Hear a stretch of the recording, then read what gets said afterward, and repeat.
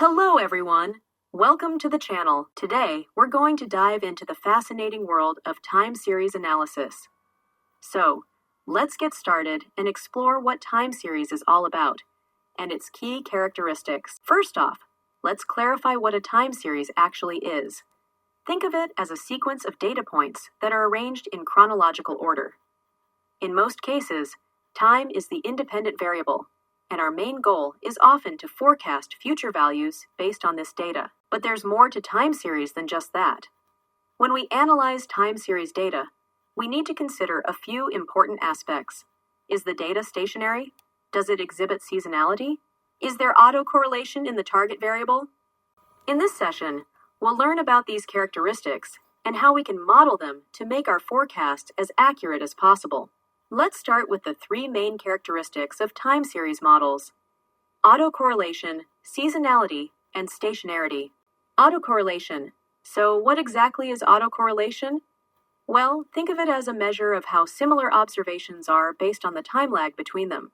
Take a look at this autocorrelation plot. You'll notice that the first value and the 24th value are highly correlated. This means every 24th unit of time, you might find similar values.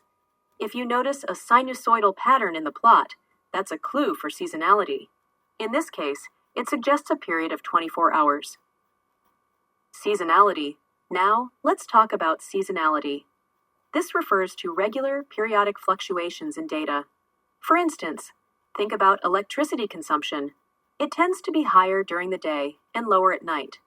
Or consider online sales, which usually spike around Christmas and then slow down afterward. In this seasonality plot, we can see a daily pattern. Each day, there's a peak in the evening, with lower points at the start and end of the day. Remember, you can identify seasonality from the autocorrelation plot too. If it has that sinusoidal shape, just look for the period to find the length of the season. Stationarity. Next up is stationarity, which is super important in time series analysis. A time series is considered stationary if its statistical properties, like mean and variance, remain constant over time. Take another look at this plot. Here, the mean and variance don't change, so we can say it's stationary. On the other hand, stock prices often show trends that aren't stationary.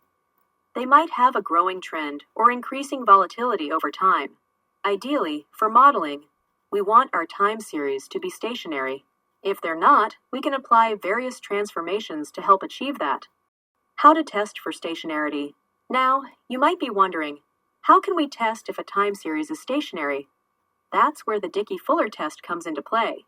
This statistical test evaluates whether a unit root is present in the time series. If the test returns a p-value greater than 0, we conclude that the process is not stationary.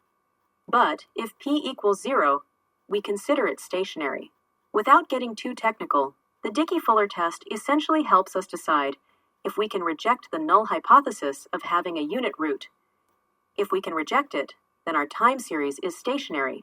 For instance, if you look at this example of a non-stationary plot, you'll see that the mean isn't constant over time, indicating that it's not stationary. So, that's a wrap on our introduction to time series analysis. I hope you found this information helpful and that you're now ready to explore the world of time series with a clearer understanding